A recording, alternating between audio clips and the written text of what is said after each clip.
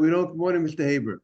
How do we make sure we don't violate certain prohibitions, or how do we make sure we don't set up the person, the seller of the food, that he shouldn't violate certain prohibitions? That seemed to be the main issue of the Gemara, that the seller of the fruit, we are concerned that if he's the Mishnah is talking about a case of an uneducated seller, and therefore he might take the money for the sale of the etrog and use it not in the way it's supposed to be used, because the money for the sale of etrog has special sanctity. That money has limited use.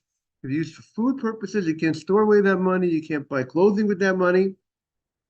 And we're very concerned if you're going to go ahead and buy an etrog, pay for an etrog during the holiday of Shemitah from a person that you can't, from an uneducated Jew, you're going to set him up for sin. And therefore, we say you should not buy, you have to, don't pay for the etrog.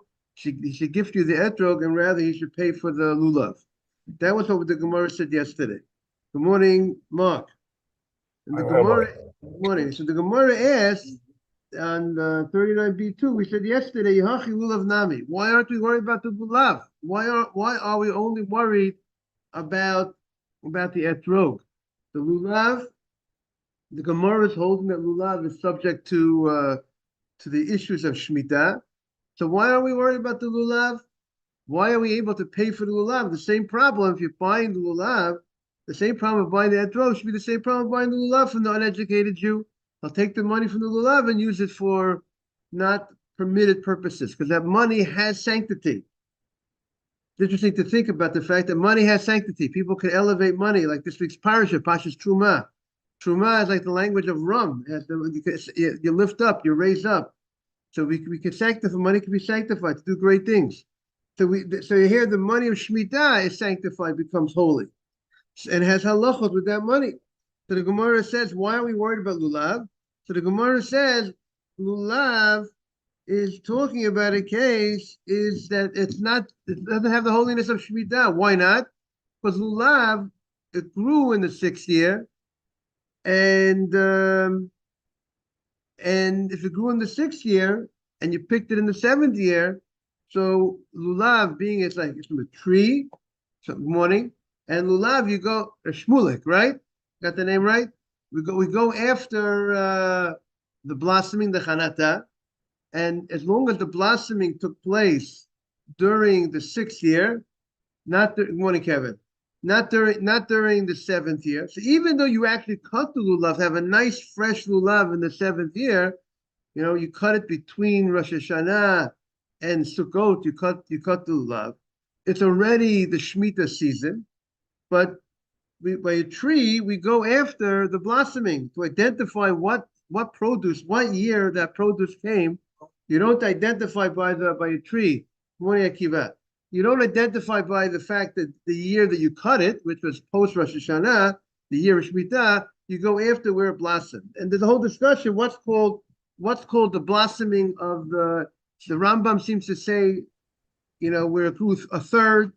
Once it grew a third, that's called the blossoming. Up to a third, it's not considered really blossom. Others say once the fruit starts to emerge, that's called blossoming.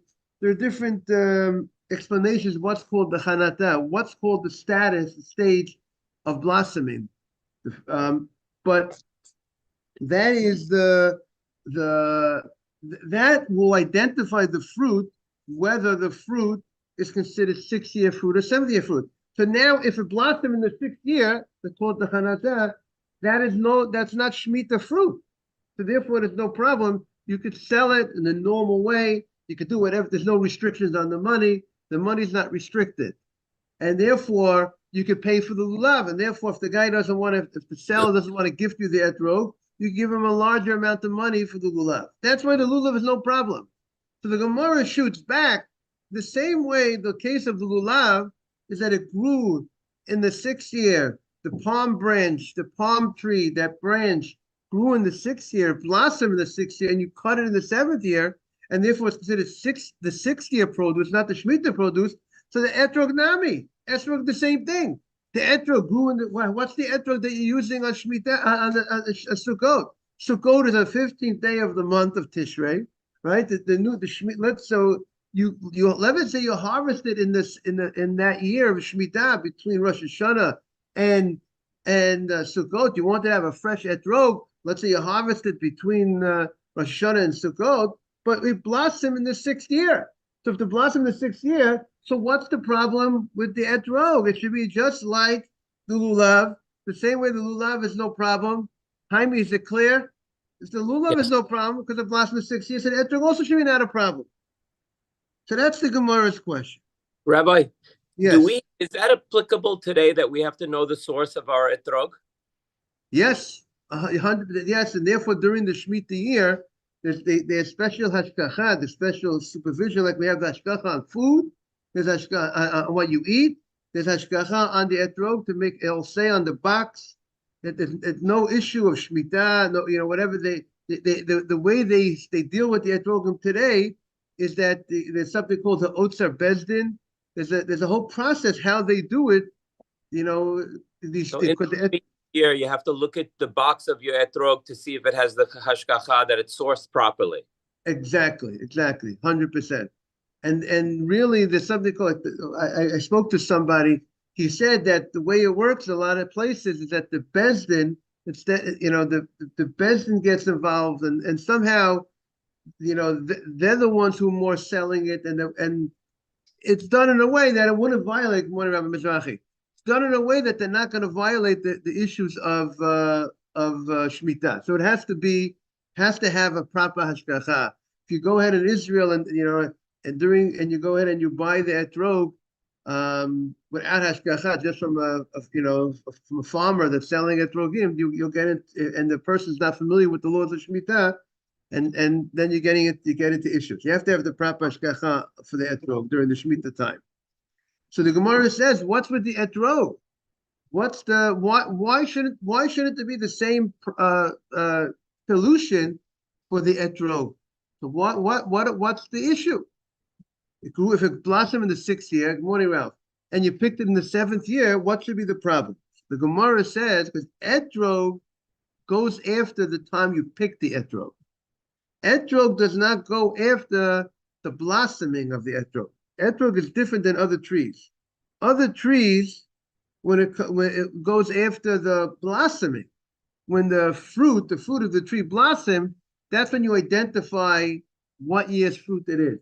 But the etrog goes after the time that the fruit was picked from the tree. So if you pick the fruit from the tree between Rosh Hashanah and Sukkot, because you didn't pick the etrog too early because you don't want it to get, let's say, rotten, So if you picked it between Rosh Hashanah and Sukkot, that etrog is subject to it's called Shemitah produce, because it was picked during that time season. And the reason, and look, as the Gemara will say, the Gemara says, etrog bata lekita. When it comes to etrog, we go after the time it was picked. We don't go at the time when you cut it off the tree. We don't go after the time that it blossomed. And therefore, since you cut it off the tree during the Shemitah year, between Rosh Hashanah and Sukkot, therefore you have an issue of produce called Shemitah produce. So the Gemara. So that's the issue. That's what the Gemara says.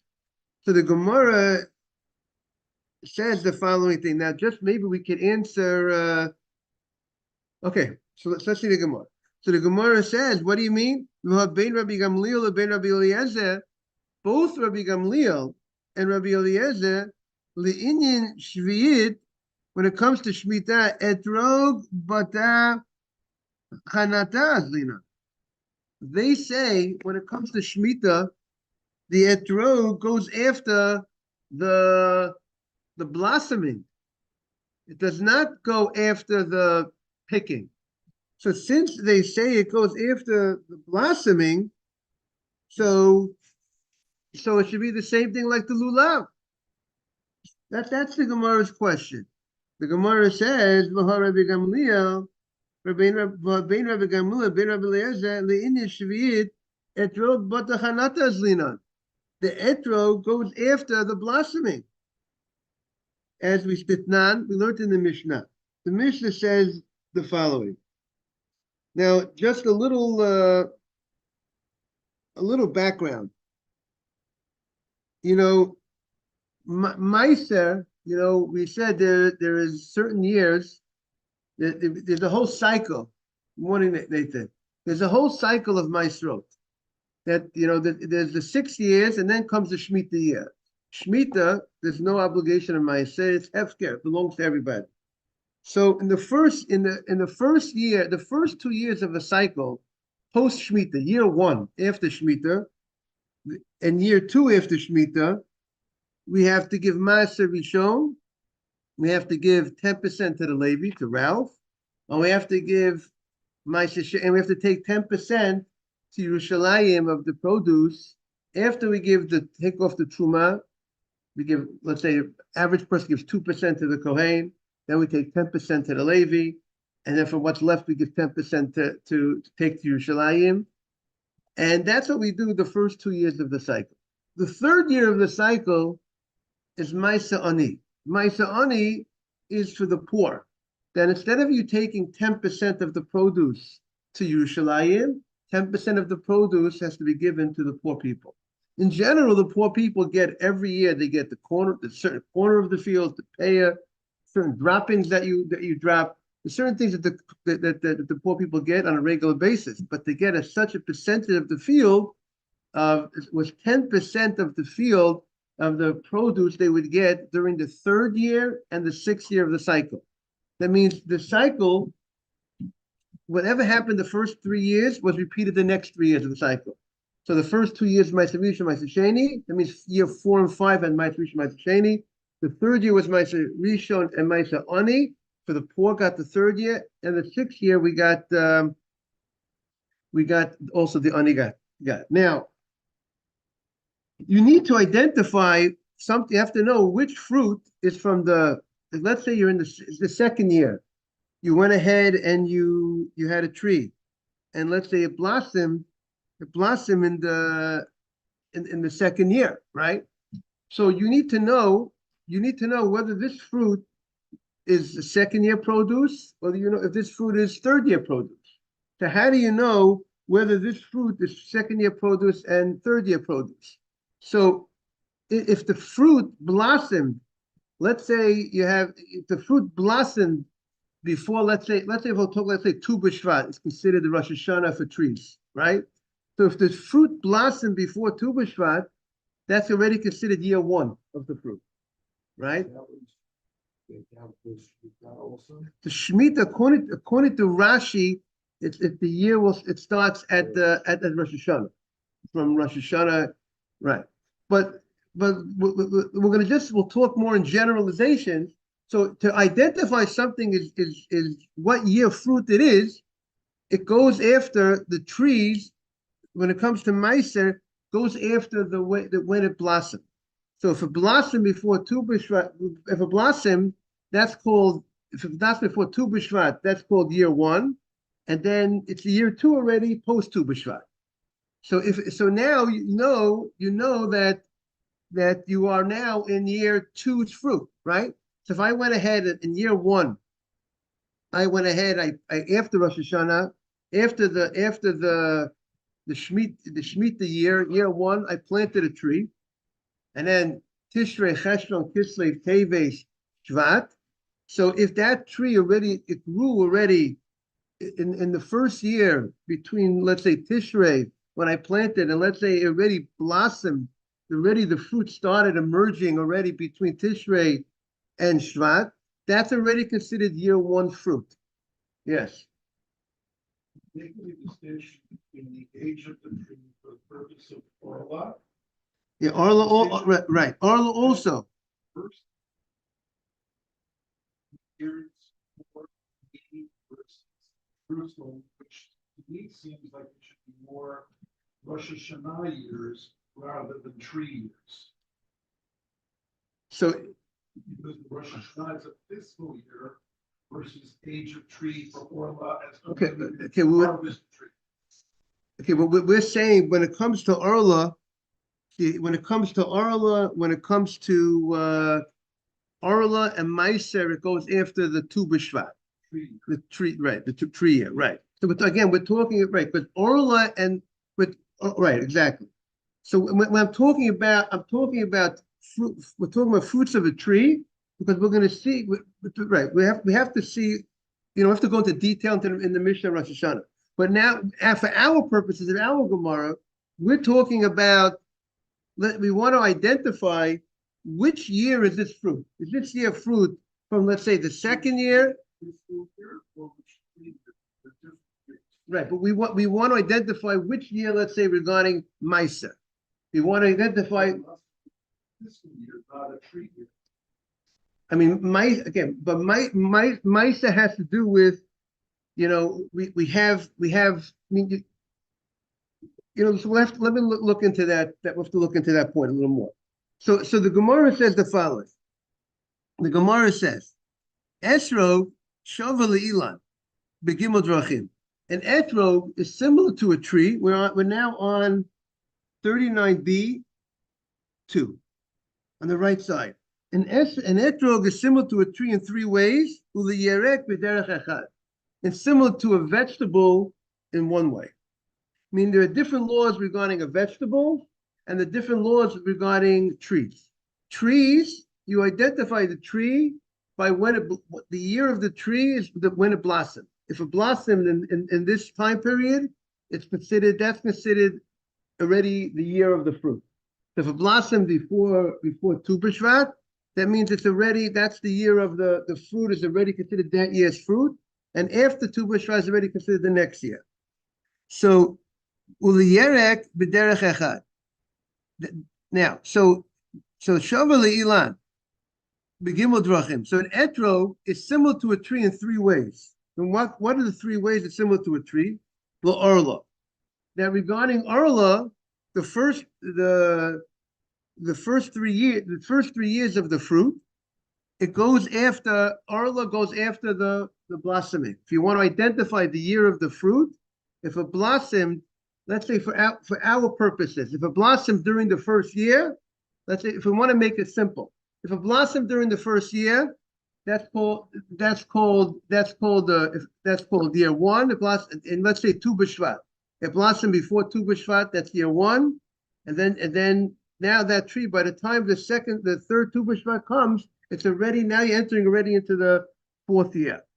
So when it comes to Revai, also the fruit. What's Revai? Revai is when you have a tree, the first 3 years of the fruit, it's Orla. You can't eat the produce that is produced from this tree that is produced for the first 3 years. The fourth year's fruit, you can't benefit, you can't eat it. Correct. It's asavanot. The famous Mishnah Kedushin, you can't take it and Makadesh and Isha. You can't betroth a woman with Orla. It's forbidden hana. I don't think that's called. I don't think it's called that. I don't know if that's called the hana that's forbidden. But you can't benefit. You can't benefit from Orla produce. I mean, maybe if you're going to take the produce and set it up, maybe that would be a problem. But if it's naturally, I don't know if that would be a problem. But the fourth year's fruit you have to bring to Yerushalayim. The fourth year's fruit, it's similar to just like Ma'aser Sheni. You have to take Ma'aser Sheni, take 10% of your produce to bring to Yerushalayim. A tree, the fourth year of a new tree, the fourth year's produce you take to Yerushalayim and you eat in Yerushalayim. Oh, yes, there's a machlokas. Some say it's only grapes, and others say it's all trees. There's a machlokas in the Gemara. All of that produce that grew during of the fourth year of that new tree, you have to go ahead. That's Revai. It's like the language of Revi'i. Revi'i is the fourth year, like the fourth Aliyah is the fourth year fruit. That also goes to, you have to take to Yerushalayim the fourth year's fruit and eat it in Jerusalem. It has sanctity, it has holiness. So, Rabbi, could you recap first year, second year, third year, fourth year? What are the rules? Right. So the first and second year's produce, every year the Levi gets. Every year Ralph gets the Levi Meiser Rishon is every year. Every year goes to the I mean the fruit after you have a new tree, you don't eat it the first 3 years, right? But let's say only trees are subject to Arla. This law that produce the first 3 years of a new tree, if it's not a tree, vegetables are not subject. You plant the first time you plant this tomato, you can eat it the first year of the planting of a vegetable. But when you're planting a tree, the first 3 years of a tree, you cannot eat the produce of a tree the first 3 years. Nothing with it, no benefit, no give it to anybody. That's the first years of a tree. But when it comes to Meiser, let's say when it comes to Meiser, we said Meiser to give to the Levi is every year to the Levi, and then but in the first 2 years of the 6-year cycle, you have 10%. In addition to the Levi 10%, there's 10% you have to bring to Jerusalem and eat in Jerusalem. That's my no. The first 3 years of a tree again. The first 3 years of a tree is different than the first 3 years of other produce. We're talking about other produce now. Right away, other produce, and every year you bring every year you give to the Levi, and the first 2 years you take 10% to Jerusalem. The third year you give 10% of the produce to the poor people. 10% of the produce got to go to the poor people, and that's repeated. This cycle, what we did the first 2 and 3rd year is repeated 4, 5, and 6. 4th and 5th year, again, the Levi gets every year. 4th and 5th year, 10% to Jerusalem. 6th year, you go ahead and you give 10% to the poor. You do not need to go to Jerusalem for 10%. Yes. What year can you take fruit that grew in the first 2 years? So now that we were talking about non-tree foods. But if it's tree food, if it's the first 3 years of a new tree, then there's a whole new law. If it's the first 3 years of a new tree, you can't eat it, you can't do anything with it. And the 4th year of the new tree, you dated the tree, you got to take the produce to Jerusalem and eat in Jerusalem. What happens to the fruit of the first 3 years of the tree? You just leave it to it's forbidden. It's forbidden to have benefit. Maybe it's buried. Whatever we have to. There's discussion exactly what do they do with the fruit, but it's forbidden to have benefit from that fruit. Even to the poor. Even to the poor, you can't give it to the poor. It's forbidden to have, just like chametz on Pesach. Chametz on Pesach, you can't have benefit from chametz on Pesach. If someone owns chametz on Pesach, he wants to give it he can't benefit from it. He can't give it to the poor people. It's forbidden. It's forbidden to have benefit. There's certain things that the Torah forbids not only eating but having any benefit. Can't give it to the dog. I could give, if I slaughter an animal, I give it to the dead. By mistake, it didn't come out good. The slaughter. Is that observed today in Israel that the first 3 years of a tree just sit there to wait? 100%.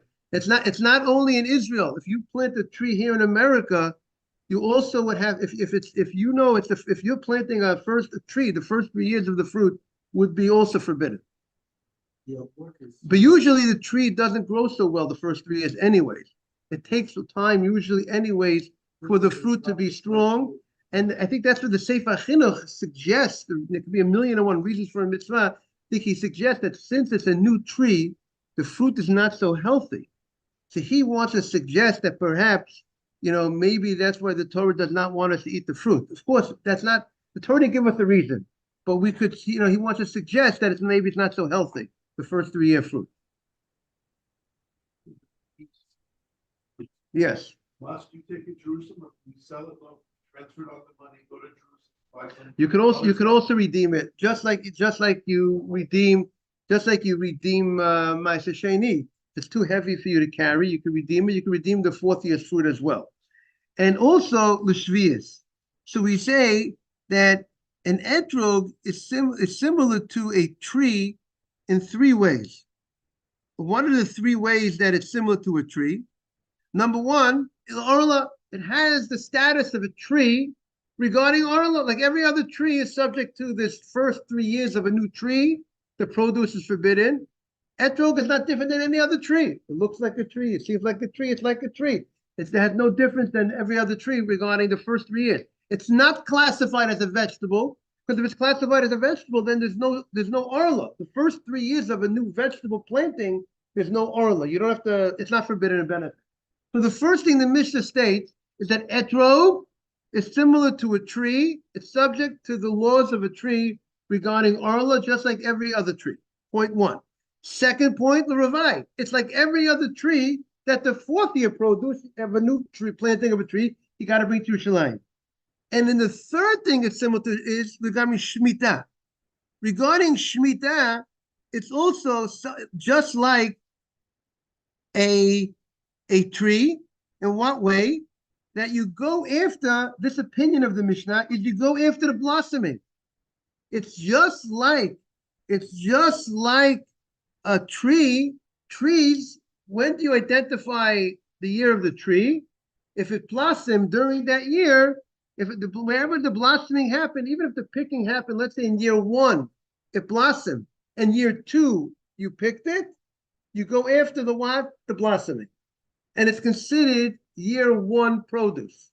Therefore, if I'm not getting okay, I get you. 1, 2, 3, you can't take any benefit.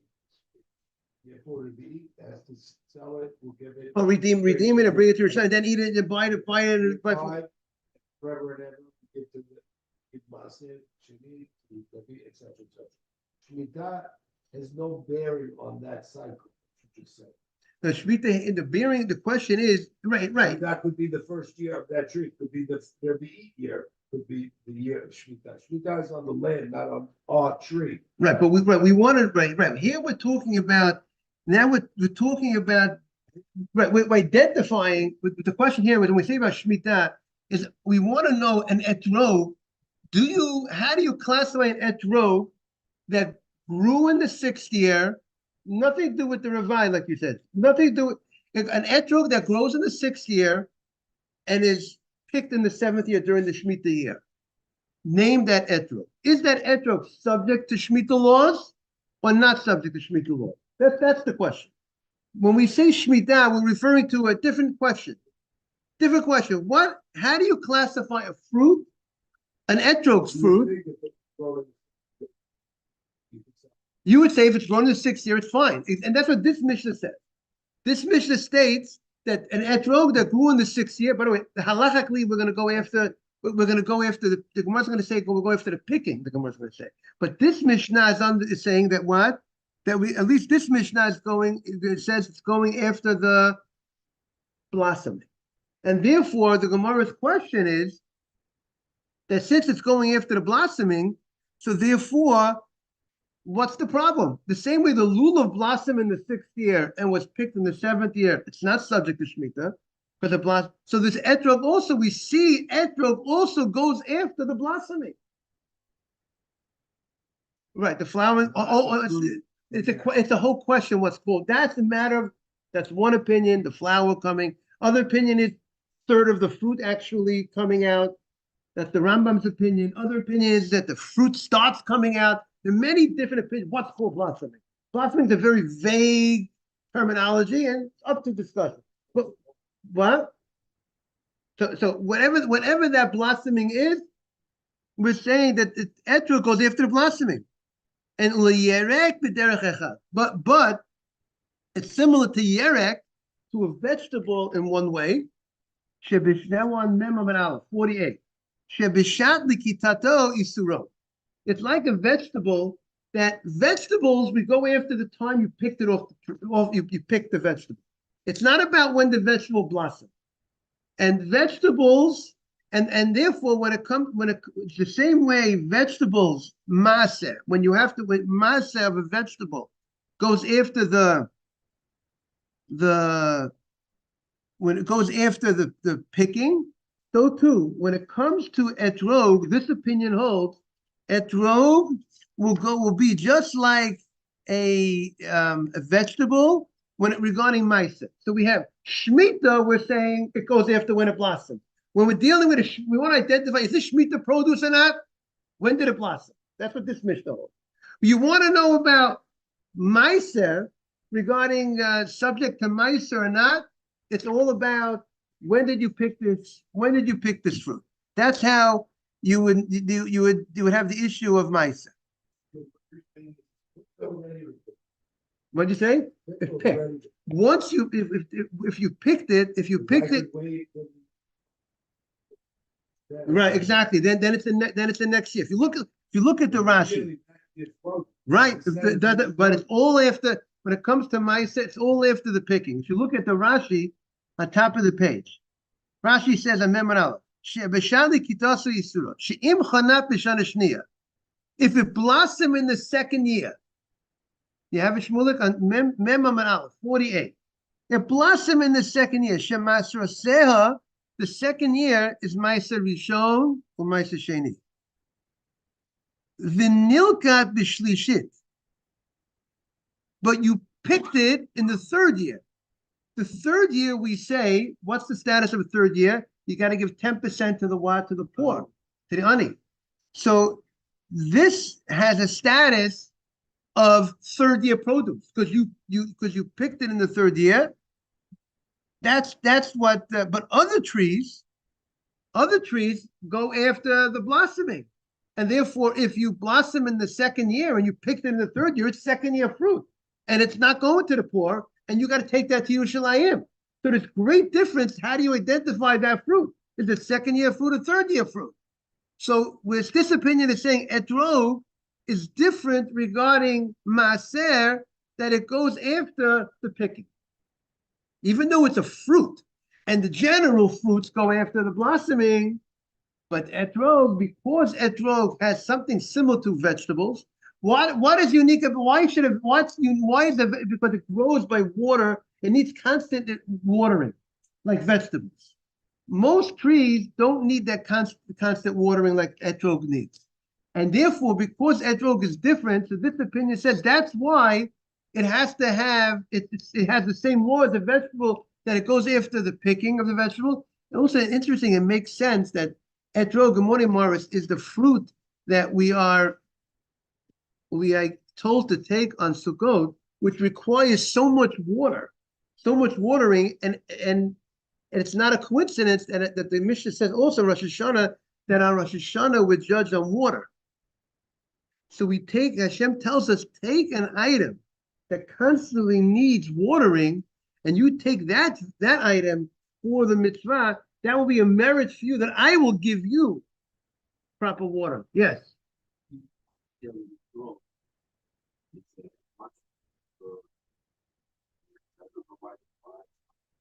want to talk a little louder, Shmuel? First, it's a green, evergreen. Okay. Evergreen has his own leaves the whole year. But etrog also, I think most of the months of the year is the three things: the fruit, blossom, and the leaves itself. So this is why I decided that it's going to be only from the blossom. But you need to have a point of stop. Yeah, but This is the one. Yeah, but we're saying regarding Maaser, this opinion is saying it goes after the picking. Yeah. This is for sure, because the tree itself, you can pick the fruit and you still have some stuff. This is the nature. But if I remember, and correct me if I'm wrong, Mom says if you are in the Gola, you have a fruit of etrog that it's olah, you can either bless with it or just do the whole action without blessings. I don't think. I think, or you're getting. I'll tell you what you're getting into. Mitzvot lav lehenotnin. A mitzvah is not given for personal benefit. So therefore, even though the orla etrog, if you plant it here in New Jersey, and a tree, the first 3 years of the produce, it is orla. But the question which Shmulik is pointing out is, can I use it for the mitzvah? The question would be, can I use it for a mitzvah? Now your obvious question is, I'm not allowed to have benefit. How can I possibly use it for a mitzvah? So the question there would be is, a mitzvah is not given for personal benefit. So maybe that type of benefit that you're having might not be a benefit that might be forbidden, but you're having a spiritual type of thing and not a physical type of benefit. Just similar to Nathan's question. What? that's the question would have to be looked at. I'm just explaining what Shmulek is talking about. You can't have physical benefit, but there might be certain things that you could have. There's certain things that you can't have physical benefit from. You could have technically. You might be allowed. It might not be the nice way to do it. No one's going to tell you to do something with such a type of item.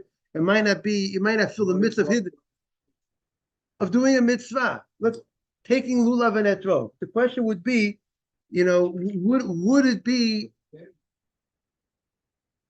But that's not a physical benefit. It's a spiritual. It's a type of benefit that's more of a spiritual thing. I think the issue with lulav, something that's going to be burnt. It has commercial value. Commercial value. If I take a throw from the tree in the first 3 years, and I don't buy an throw, I benefited from it financially. And if you sell an etrog, but let's say you have your own tree, and you take the etrog, and take it for yourself. But what kind of benefit did you have? I don't have to buy.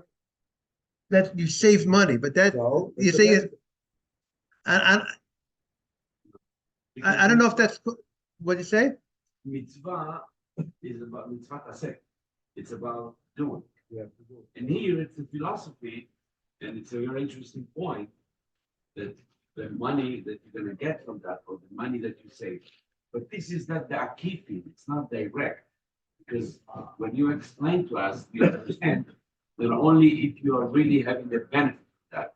And doing mitzvah, and you cannot love, it's a spiritual, it's not benefit that you get off of it. Physically, monetary part. So the saving you don't see physically.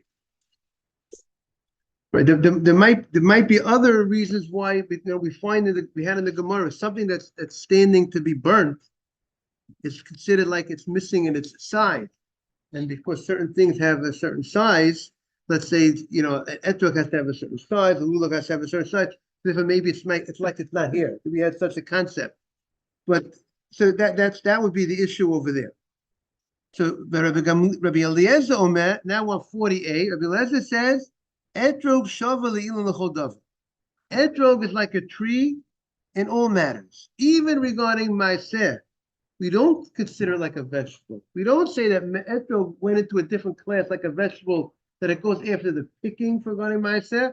Rather, etrog, even regarding maaser, also goes after the blossoming. That's his opinion. So we're going to see tomorrow, we'll continue how to understand what's the issue with the etrog. If etrog, quote this Mishnah, etrog goes after the blossoming. So if a blossom in the 6th year, you picked in the 6th, 7th year, what's the problem? The Gemara is going to answer that our Mishnah holds that etrog really goes after the picking, not after the blossoming. And that's what the Gemara is going to, we have a major discussion, etrog regarding Shemitah. So to go in, how do you identify it? Do you identify it from the time you pick the etrog, or do you identify the time it blossoms? Stay tuned, everybody. Who was something? Oh, okay. Thank you for telling me. Thank you. Thank you for coming. Very complicated subject we're getting into here.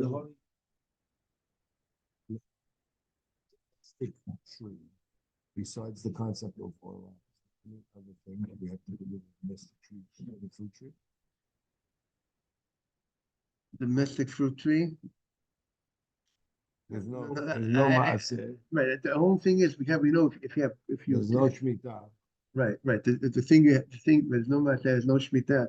But when it comes to chadash, when it comes to, let's say if you're not I don't think it'll apply to a tree. It applies to the grains. If you have grains, the 5 grains, if you plant, the new crop, you wouldn't be able to eat the new crop if you know that it grew.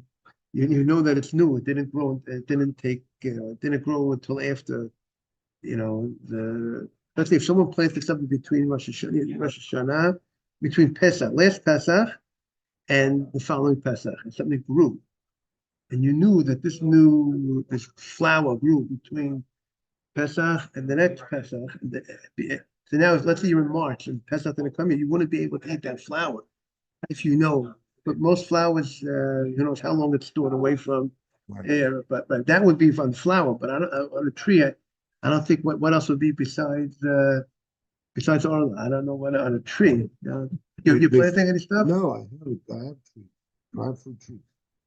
In Jersey. For the first 3 years you've been. No, it's old. I bought the house, the tree was there from, old tree. Right. Then you It's a got, very old. you should be good. Okay. Make sure. This, but the main thing is you gotta be careful about not cutting down fruit trees, right? Well, Not that- cutting down. No, fruit no. trees. Right. Morning. Good, good yourself?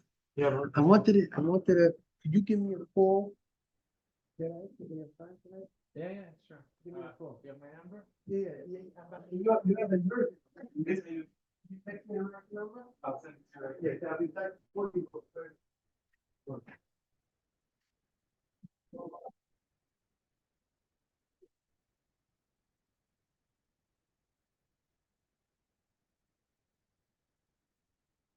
Morning.